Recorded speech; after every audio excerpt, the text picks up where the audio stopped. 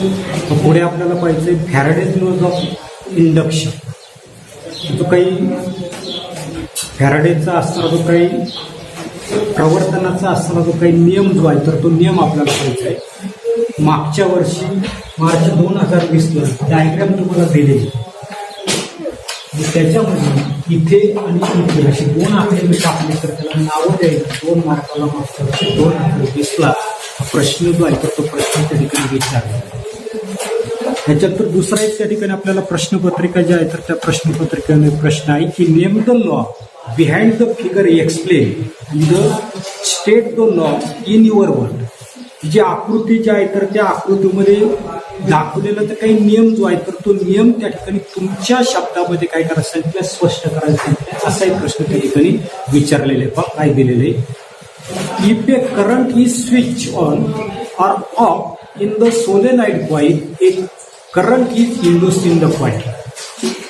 वरची आकृती जी आहे तर त्या वरच्या आकृतीमध्ये पाहिलं आपण गॅल्व्हॅनोमीटर आणि बॅटरी त्या ठिकाणी जोडते. तर तो असणारा जो काही सोलेनॉइड कॉइल जे आहे तर त्या सोलेनॉइड कॉइलमधून काय केलेले विद्युत धारा जी आहे तर ती विद्युत धारा त्या ठिकाणी पाठवते. ती विद्युत धारा पाठवत असताना आपल्याला लक्षात येतानाच की स्विच आहे. स्विच कसं दिसतंय आकृतीमध्ये 4.16C आकृती आहे.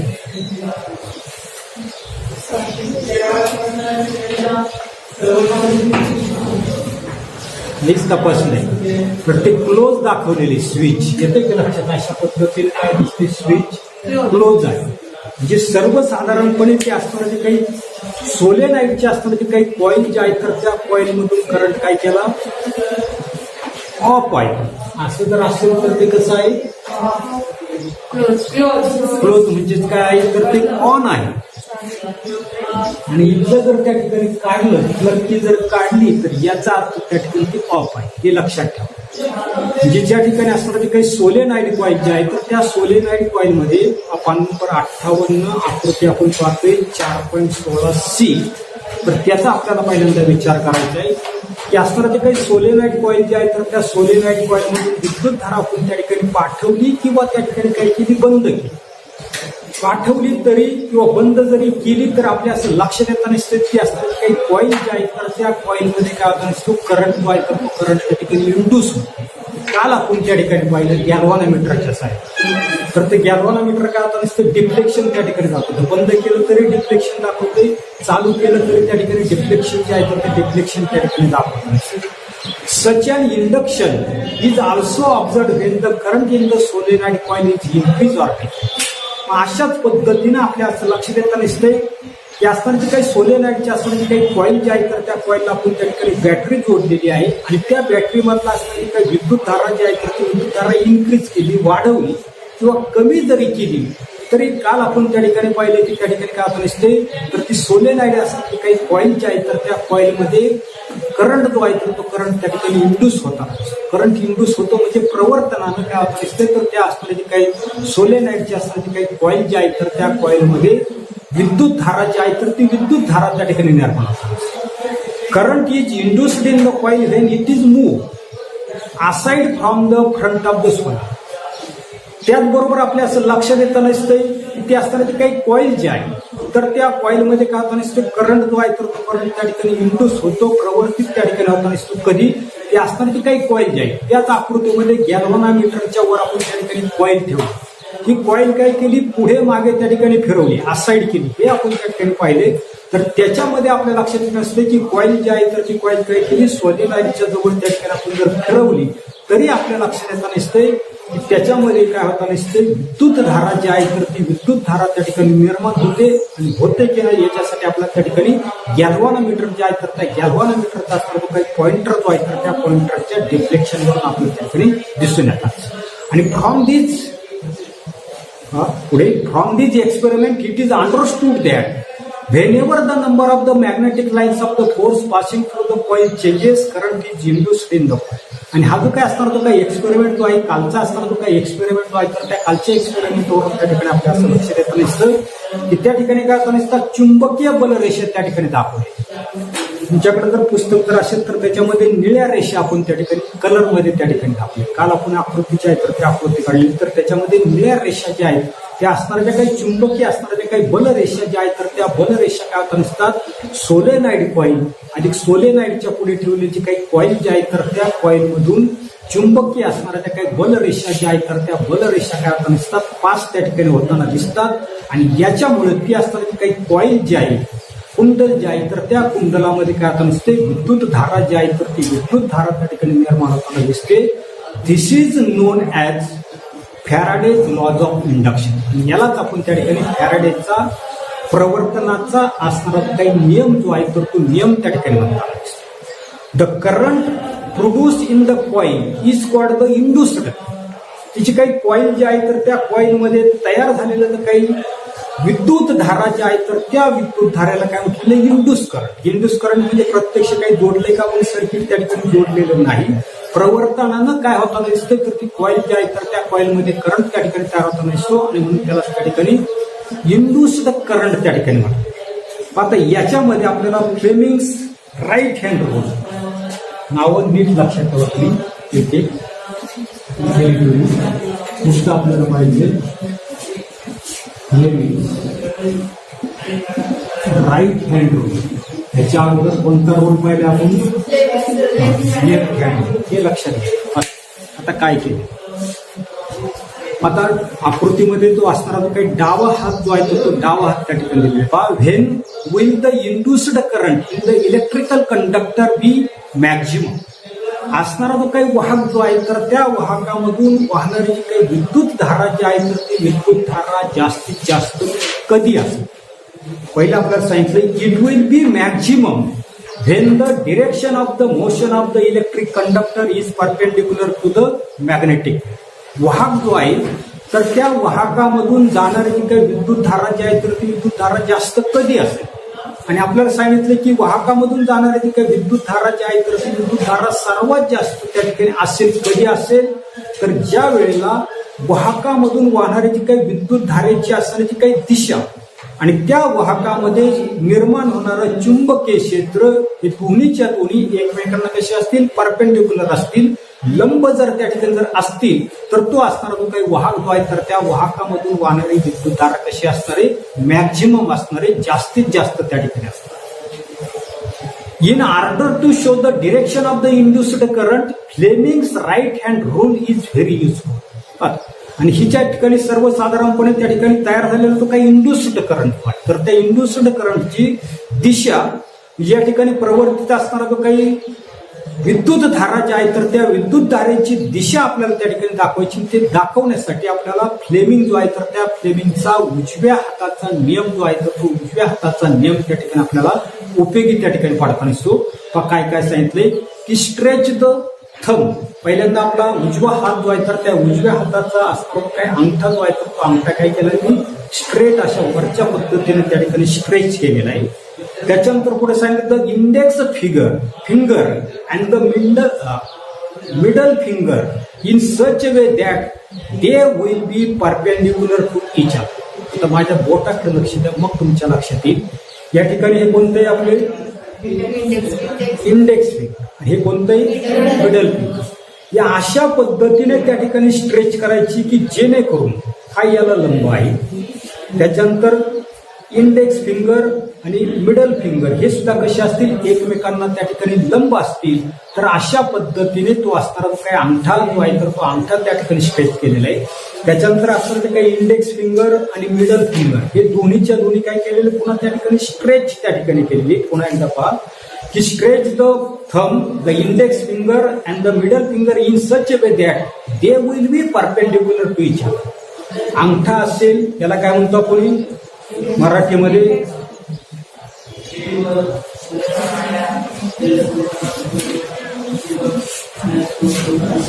तर्जनी म्हणतो.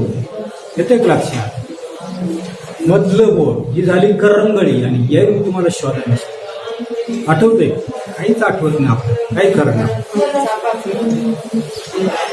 पुन्हा एकदा ऐका अंगठा हे काय म्हणते याला तर्जनी. मधलं बोट ही झाली करंगळी. हे कोणतं बोट आहे ते घरी गेल्यावर शोध. माहीत असेल तर शोधा. सोडून द्या आपल्याला बाकीचं काही करायचं नाही. तर सर्वसाधारणपणे उजव्या हाताचा अंगठा मधलं तर्जनी आणि असणारं जे काही मधलं बोट अशा पद्धतीने स्ट्रेच करायचं की तिघांमध्ये आपल्याला काय झालं पाहिजे, लंब जो आहे तर तो लंब त्या ठिकाणी झाला. पुढे आता in this position the thumb indicates the direction of the motion of the conductor. आणि या स्थितीमध्ये आपला असणारा काही उजव्या हाताचा जो काही अंगठा जो आहे तो अंगठा काय दाखवतोय, मोशन ऑफ द कंडक्टर. वाहक जो आहे तर त्या वाहकाची असणारी काही गती जी आहे तर ती गती त्या ठिकाणी दाखवताना दिसतो. The index finger the direction of the magnetic. हे आपलं त्या ठिकाणी इंडेक्स फिंगर मधलं बोट, त्या ठिकाणी मधलं बोट आहे का तर्जनी आहे. तर्जनी काय करताना दिसते आपल्याला, डिरेक्शन ऑफ द मॅग्नेटिक, चुंबकीय क्षेत्र जे आहे तर त्या चुंबकीय क्षेत्राची दिशा त्या ठिकाणी दाखवताना दिसते. And the middle finger shows the direction of the induced current. आणि असणारं जे काही मधलं बोट जे आहे तर ते मधलं बोट मात्र काय करताना दिसते, तर तो असणारा जो काही वाहक जो आहे तर त्या वाहकामध्ये प्रवर्तित अशा प्रकारची असं जी काही विद्युत धारा जी आहे तर त्या विद्युत धारेची दिशा जी आहे तर ती दिशा त्या ठिकाणी दाखवताना दिसतो. हे तुम्ही त्या ठिकाणी लक्षात. This rule is known as Fleming's right hand.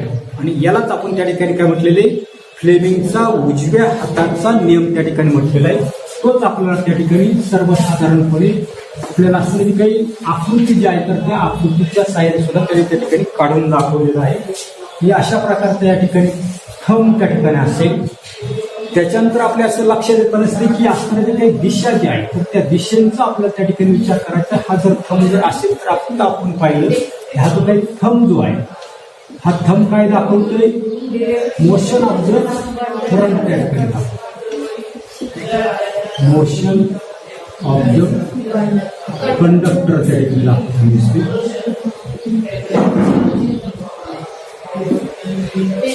त्याच्यानंतर आपल्या असं लक्षात येताना दिसतंय की सर्वसाधारणपणे असणारे जे काही इंडेक्स फिगर जे आहे, इंडेक्स फिगर आकृतीप्रमाणे आपल्याला चालते. Direction of the magnetic field जे आहे तर ते कशी दाखवते, हे आपली त्या ठिकाणी इंडेक्स फिंगर त्या ठिकाणी असणारे इंडेक्स फिगर काय दाखवते, direction of the magnetic field त्या ठिकाणी दाखवताना दिसते.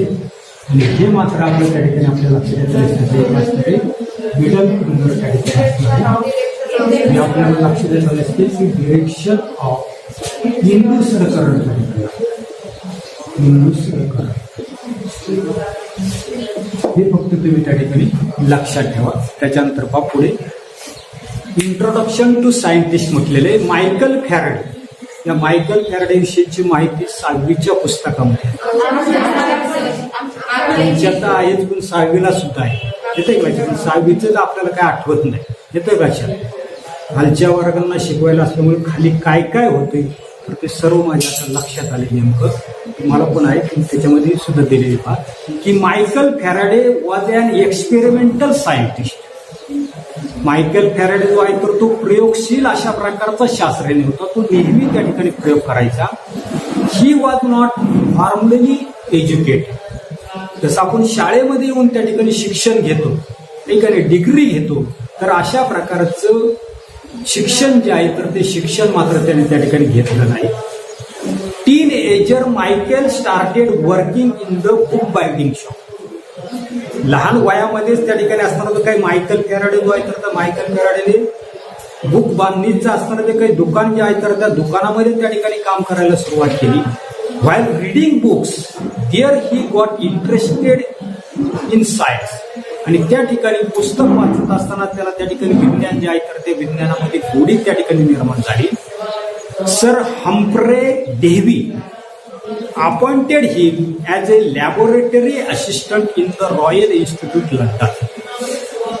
शास्त्रज्ञाचं नाव नीट लक्षात ठेवा. सर हम्फ्रे डेव्ही नावाचे जे काही थोर अशा प्रकारचे जे काही शास्त्रज्ञ जे आहेत तर त्या शास्त्रज्ञांनी रॉयल इन्स्टिट्यूट लंडनमध्ये असणारी काही प्रयोगशाळा जी आहेत तर त्या प्रयोगशाळेमध्ये त्याचं त्या ठिकाणी लॅबोरेटरी असिस्टंट, प्रयोगशाळा परिचारक असतील पोस्ट आणि एक प्रयोगशाळा अशा प्रकारची सुद्धा असणारी काही पोस्ट जी आहेत पोस्ट त्या ठिकाणी लॅबोरेटरी असिस्टंट सहाय्यक म्हणून त्याची असणारी काही निवड जी आहे तर ती निवड त्याने त्या ठिकाणी केलेली. There he discovered the laws of electromagnetic induction and the laws of the electrolysis. आणि त्या ठिकाणी प्रयोगशाळेमध्ये काम करत असताना त्याने त्या ठिकाणी आपल्याला laws of the electromagnetic induction म्हणजे विद्युत चुंबकीय प्रवर्तनाचा असताना काही नियम जो आहे तर तो नियम त्या ठिकाणी शोधला. त्याचबरोबर 9वीला आपण त्या ठिकाणी सेकंड टर्मला पाहिले electrolysis. What is mean by electrolysis? हे का नाही, मीठ पाण्यामध्ये टाकले तर आपलं लक्षात येत नसते Na+ आणि Cl- चे आयन्स त्या ठिकाणी तयार होत नसतात. अशा प्रकारच्या काही इलेक्ट्रोलिसिसच्या असतात काही प्रक्रिया ज्या आहेत तर त्या प्रक्रियेचा शोध त्या ठिकाणी लावतो. Several universities offered him honorary degree but Faraday refuse to accept such honours. अनेक असणाऱ्या ज्या काही विद्यापीठ जे आहेत तर त्या विद्यापीठानं त्यांना मानद अशा प्रकारच्या डिग्र्या त्या ठिकाणी, परंतु या ठिकाणी आपल्या लक्षात येतं नसते की अशा प्रकारचे असणारे काही मान सन्मान जे आहेत तर ते मान सन्मान काय केलेले तर त्यांनी त्या ठिकाणी या ठिकाणी असणारा जो काही फॅराडे जो आहे तर त्या फॅराडेला अनेक अशा प्रकारचे असणारे काही विद्यापीठ जे आहेत तर त्या विद्यापीठांनी सन्मान देण्याचा त्या ठिकाणी प्रयत्न केलाय. डॉक्टरेट डिग्री त्या ठिकाणी देण्याचा प्रयत्न केलेला आहे, परंतु सर्वच्या सर्व असणारे काही सन्मान जे आहेत तर ते सन्मान त्या ठिकाणी नाकारलेले. त्याच्यानंतरचा पुढचा भाग आपल्याला त्या ठिकाणी पाहिजे alternating current. Alternating current is called as the AC आणि the direct current it is called as the DC. हे आपल्याला त्या ठिकाणी पाहिजे. याच्यावर सुद्धा मार्च 2020ला साधा अशा प्रकारचा प्रश्न जो आहे तर तो प्रश्न आपल्याला त्या ठिकाणी विचारला होता. पहिला आपल्याला पाहिजे अल्टरनेटिंग करंट.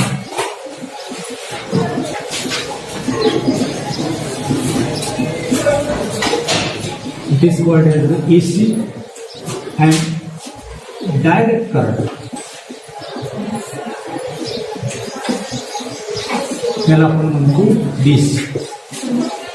आता सर्वसाधारणपणे या ठिकाणी असणारे जे काही करंट जे आहे तर त्या करंटचे आपल्याला AC करंट DC करंट त्या ठिकाणी दाखवतो. आकृती काढण्याच्या भानगडीत आपण काय करणार आहे फक्त आकृती प्रश्नावरून त्या ठिकाणी लक्षात घ्यायची. So far we have learned about a non oscillatory current flowing in one direction in a circuit from the cell to the cell. Such a current is called as the direct current. ज्या वेळेला आपण आतापर्यंतची जी काही विद्युत परिपथ त्या ठिकाणी पाहिले तर त्या विद्युत परिपथामध्ये ज्या वेळेला आपण अशा पद्धतीची असणारी बॅटरी जी आहे तर ती बॅटरी त्या ठिकाणी जोडतो तर ती बॅटरी जोडत असताना त्याच्यामधून वाहणारी जी काही विद्युत धारा जी आहे तर ती विद्युत धारा कशाची नॉन ऑसिलेटर. आता ऑसिलेटरी नॉन ऑसिलेटरी ते आपल्याला पुढे गेल्यानंतर नेमकं काय होतं सायनोसॉइड. आता या ठिकाणी आपल्याला असणारी जी काही आकृती जी आहे करंट अँपियर मध्ये घेतलेला आणि टाइम जो आहे तर तो सेकंद मध्ये. तर सर्वसाधारणपणे या ठिकाणी AC करंट जो आहे तर तो AC करंट दाखवलेला आहे आणि सर्वसाधारणपणे त्याच्या शेजारी आपल्याला DC करंटची डायग्राम त्या ठिकाणी दाखवतो. तर पहा की आपण जे काही नॉन ऑसिलेटिंग करंट जो आहे तर तो नॉन ऑसिलेटिंग करंट काय होता दिसतो फक्त एकाच दिशेला त्या ठिकाणी वाहताना दिसतो. फ्रॉम सेल टू सेल, एका सेलमधून दुसऱ्या सेलमध्ये हा तो काही करंट जो आहे उदाहरणार्थ या ठिकाणी 2 सेल त्या ठिकाणी जोडलेले याच्यामधून जाणारी काही विद्युत धारा जी आहे तर ती एकाच दिशेला त्या ठिकाणी जाताना दिसते. आणि such a current is called the direct current. आणि अशा पद्धतीची असणारी काही विद्युत धारा जी आहे तर त्या विद्युत धारेला काय म्हणता दिसतो आपण त्या ठिकाणी डायरेक्ट करंट त्या ठिकाणी म्हणता दिसतो. उदाहरणार्थ या ठिकाणी आपल्या लक्षात येत असते की बॅटरी जी आहे तर ती बॅटरी त्या ठिकाणी जोडलेली 2 त्या ठिकाणी सेल जे आहे तर ते सेल त्या ठिकाणी जोडलेले आणि याची काही सेल जे आहे तर ते सेल आपल्या लक्षात येत नसते की हा काय असणार रेजिस्टर्स त्या ठिकाणी असणारे या ठिकाणी बॅटरी असणारे पॉझिटिव्ह निगेटिव्ह आणि अशा पद्धतीचं त्या ठिकाणी सर्किट त्या ठिकाणी आपल्याला माहिती करंट कुठून पुढे वाहतोय पॉझिटिव्ह कडून निगेटिव्ह कडे वाहतोय म्हणून त्या ठिकाणी आपण आहे अशा प्रकारचा करंट जो आहे तर त्या करंटची दिशा त्या ठिकाणी दाखवली. एकाच दिशेने हा काय होता दिसते करंट जो आहे तर तो करंट त्या ठिकाणी दाखवला दिसतो फ्लो त्या ठिकाणी होता दिसते. आणि म्हणून ही जी काय असणार की काही करंट जो आहे या सर्किटमध्ये दाखवलेला जो काही करंट जो आहे तर तो आपल्याला त्या ठिकाणी कसा दिसतोय तर त्या ठिकाणी तो डायरेक्ट करंट. याच्या उलट आपल्या असं लक्षात येतं नसतंय की असणार काय अल्टरनेटिंग करंट. आपल्या घरामध्ये कोणता करंट राहतो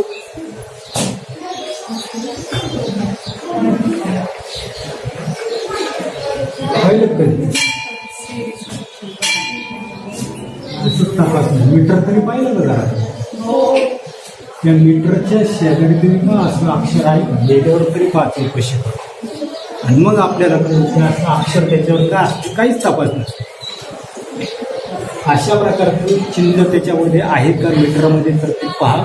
आता पुढे तर या ठिकाणी हा जो काही करंट जो आहे तर तो करंट मात्र आपल्याला अशा दिशेने त्या ठिकाणी काय होतं नसते फ्लो जो आहे तर फ्लो त्या दोन्ही दिशेला त्या ठिकाणी फ्लो होतो.